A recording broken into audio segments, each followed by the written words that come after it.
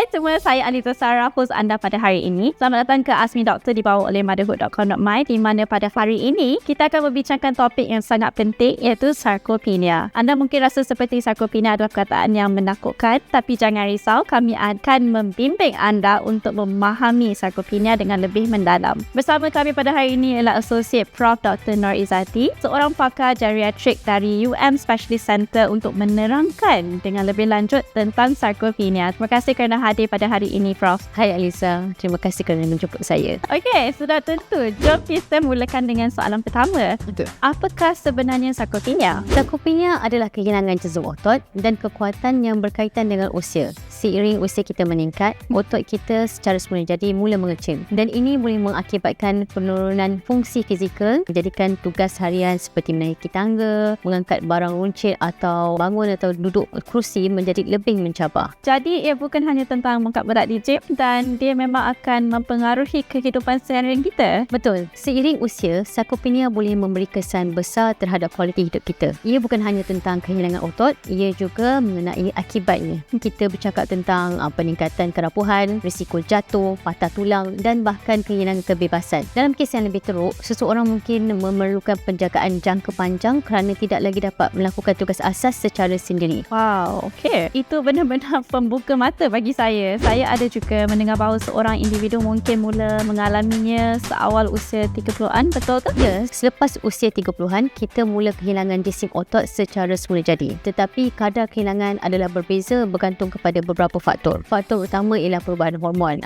Penurunan hormon estrogen, testosteron memainkan peranan yang besar. Tetapi gaya hidup yang tidak aktif seperti duduk untuk tempoh masa yang lama, tidak melakukan aktiviti fizikal secara berkala akan mempercepatkan kehilangan otot. Itulah sebab penting untuk mula memberi perhatian akan kesihatan otot ataupun kekuatan otot dari awal lagi tanpa mengira jantina. Baiklah, seterusnya, bagaimana ini berkaitan dengan kesihatan tulang pula? Itu soalan yang sangat tepat, Riza. Sarkopenia dan osteoporosis sering berlaku seiring. Apabila anda kehilangan jisim otot, tulang anda akan kehilangan sokongan yang diperlukan untuk kekal kuat. Ini menjadikannya lebih rapuh dan meningkatkan risiko patah tulang. Otot yang lemah bermakna kurang kestabilan yang boleh juga menyebabkan seorang itu mudah jatuh. Satu lagi perkara yang risiko tinggi berlaku pada umur tua. Secara keseluruhannya, sarkopenia boleh mengurangkan mobiliti dan kebebasan anda, menjadikan faktor utama dalam kerapuhan. Jadi kita boleh katakan ia seperti kesan domino, di mana satu perkara membawa kepada perkara lain. Ya, betul sekali. Okey, adakah sebab itulah pengesanan awal adalah sangat penting dalam membendung daripada berlakunya sarkopenia, betul? Tepat sekali. Jika anda boleh mengesannya awal, anda boleh mengambil langkah yang untuk melambatkan atau even mengelakkan dia daripada berlaku. Baiklah doktor, apa yang perlu kita beri perhatian dan bagaimana kita boleh mengesan sarkopenia sebelum ia terlambat? Jadi Aliza, beberapa tanda awal termasuk merasa lebih lemah, menghadapi masalah mengangkat barang yang dahulunya mudah, atau menyedari keseimbangan anda tidak seperti dahulu. Jika anda mengalami gejala-gejala ini, adalah lebih baik untuk anda berbincang dengan pakar kesihatan. Mereka boleh menilai jisim otot dan kekuatan anda untuk melihat jika anda berisiko menghadapi sarkopenia. Okey, dan setelah ia dikesan, apa yang boleh kita lakukan? Saya rasa senaman adalah satu bahagian yang penting dalam hal ini. Ya, latihan kekuatan secara berkala, itu pergi ke gym atau mengangkat berat adalah penting. Tetapi diet juga membantu. Okey, baiklah doktor. Jadi tiba masanya untuk soalan yang ditunggu-tunggu.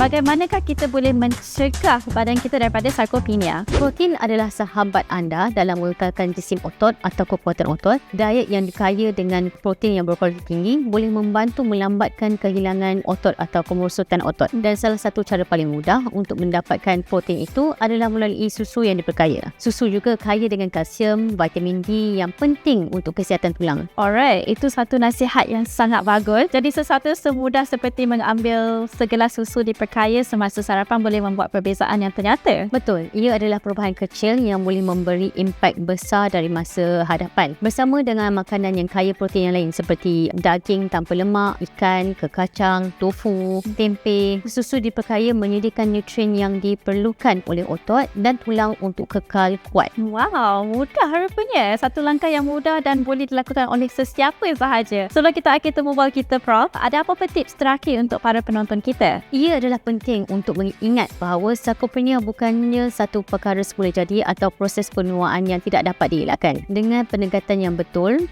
bermula dengan latihan kekuatan dan diet kaya protein, kemudian anda boleh mengekalkan jisim otot dan menikmati kehidupan yang lebih sihat dan aktif seiring dengan usia anda. Tidak pernah terlalu awal untuk menjaga otot anda. Alright, terima kasih banyak Prof untuk masa Prof dan juga panduan yang berharga ini. Maksudnya ia telah menjadi perbincangan yang sangat bermanfaat. Terima kasih. Sama-sama Nila. Seperti yang telah kita pelajari dari Prof Izzati, sarkopenia atau kehilangan otot adalah keadaan di mana anda kehilangan jisim otot secara beransur-ansur disebabkan kekurangan penggunaan dan pemakanan yang tidak sihat. Tahukah anda bahawa 1 daripada 3 rakyat Malaysia mengalami sarkopenia?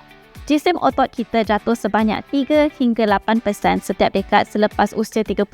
Tetapi ada berita baik, Marigold HL Super Milk diperkaya dengan 31% lebih protein, 38% lebih kalsium dan mengandungi 9 jenis vitamin penting berbanding susu biasa. Ia menjadikan pilihan yang lebih hebat untuk membantu melawan kehilangan otot. Ia sama berkesan seperti susu diperkaya dalam bentuk serbuk tetapi pada harga yang lebih mampu milik. Jadi jika anda mencari cara yang mudah dan lazat untuk menyokong kesihatan otot anda, Marigold HL Super Milk boleh menjadi tambahan yang hebat dalam diet anda. Dan ada berita baik lagi, sertai pertandingan menarik kami untuk peluang memenangi 2 pack Marigold HL Milk 946ml bernilai RM17 setiap satu. Untuk menyertai jawab soalan mudah ini, sarkopenia boleh bermula seawal usia 30-an. Betul atau salah? Seterusnya kongsi post ini dan tag 3 rakan. Jangan lupa untuk tetapkan akaun anda kepada umum dan 15 pemenang bertuah akan dipilih. Jangan lepaskan peluang ini untuk memulakan perjalanan anda ke arah kesihatan otot yang lebih baik dengan Marigold HL Super Milk. Sertai sekarang dan semoga berjaya.